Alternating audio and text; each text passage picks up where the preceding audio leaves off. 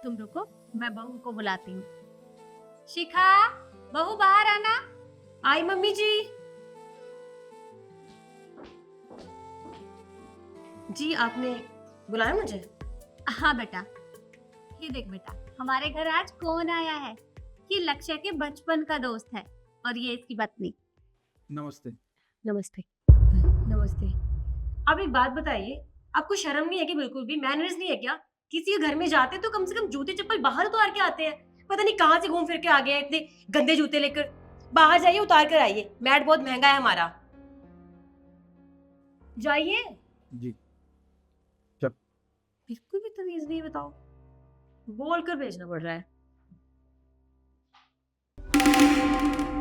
शिखा, ये क्या किया तुमने? अरे वो लक्ष्य के बचपन का दोस्त है, तो तुमने उसे जूते चप्पल उतारने को बोला। तो मम्मी जी क्या हो गया, इतना गुस्सा क्यों कर रही हैं आप? मैनर्स उनको होने चाहिए। हमारा मैट कितना महंगा है, पता नहीं कहाँ से उठ के आ गए, पूरा मैट गंदा कर दिया उन्होंने। और ये मैनर्स ना उनमें होने चाहिए, उल्टा हमको बताना पड़ रहा है उनको, फटीचर लोग। ये क्या बोले जा रही हो तुम? अरे हम भी तो अपने घर में जूते चप्पल पहन कर रखते हैं। मम्मी जी हमारा घर है ये, हम जैसे मर्जी रहे, हमारी मर्जी। और हम घर में रहते हैं, हमारे चप्पल जूते साफ होते हैं। वो बाहर से आए या उनके चप्पल जूते गंदे हैं तो मैंने बोल दिया, कौन सी बड़ी बात होगी। तो ऐसे चिल्ला रहे हैं, पता नहीं क्या कर दिया हो मैंने। देखो बहू, घर में मेहमान आए हैं, इसलिए मैं तुम्हारे साथ कोई बहस नहीं करना चाहती। पर तुमने जो भी किया है ना, बहुत गलत किया है। और तुमसे तो मैं बाद में बात करूंगी। मम्मी जी मुझे भी आपसे बहस नहीं करनी है।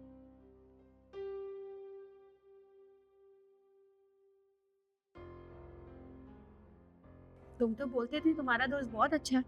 ये बहुत अच्छा दोस्त है तुम्हारा, जो घर बुलाए मेहमान की ऐसे दोस्तों की बेइज्जती करते हैं। अरे यार, तुम क्यों गुस्सा कर रही हो? इतने दिनों बाद अपने दोस्त के घर आया हूँ। शांत हो जाओ, कोई बात। चल।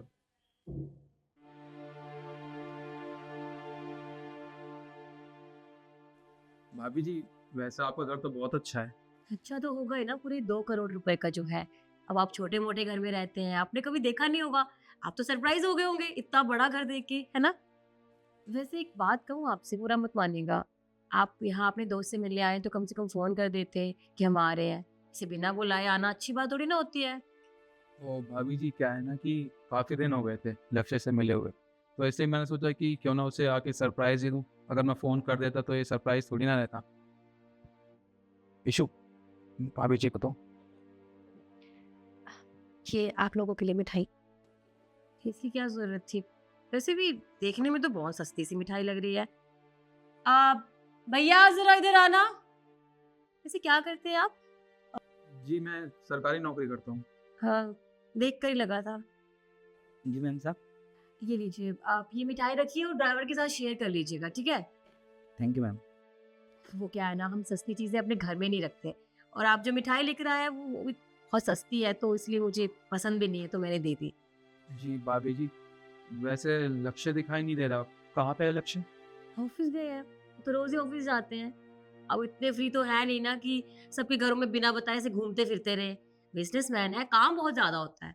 ऑफिस गए हैं। निखिल, मेरे दोस्त, कैसा है तू? अक्षय, मैं तो ठीक हूँ, तू कैसा है? मैं ठीक हूँ। भाभी जी नमस्ते।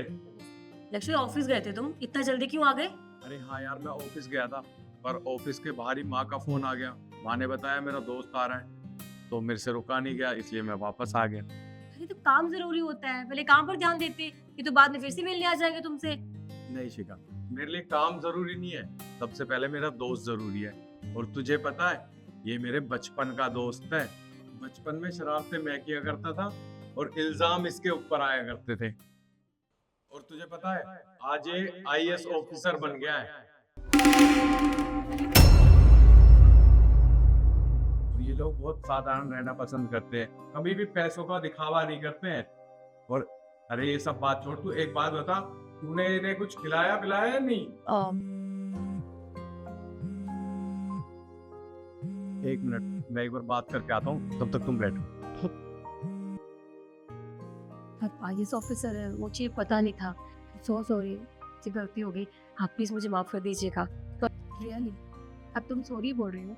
इतनी देर से तुम हमारी इंसल्ट कर रही थी, और जैसे ही पता चला ये आईएएस ऑफिसर है तो अचानक से माफी मांगने लग गई। अरे इतनी देर से हम आए हैं ना, तो आपने हमें एक पानी का गिलास तक नहीं पूछा। तो अब इस माफी का ना कोई फायदा नहीं है। भाभी जी, किसी भी इंसान को ना उसकी औकात से या उसके पहनावे से जज नहीं करना चाहिए। आई होप आप समझ गई होंगी। जी देखिए, आप ऐसे अपसेट में तो होइए, अगर उनको पता चलेगा ना तो वो बहुत गुस्सा करेंगे। आप इस बैठिए ना। देखिए, आप डरिए मत।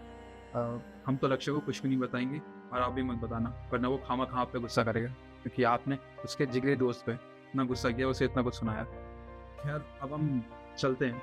अरे फिर आप इतना जल्दी क्यों जा रहे हैं? आप बैठिए, मैं आपके लिए नाश्ता लगवाती हूँ, और वो भी आ रहे हैं बस आपसे मिलने के लिए। बैठिए।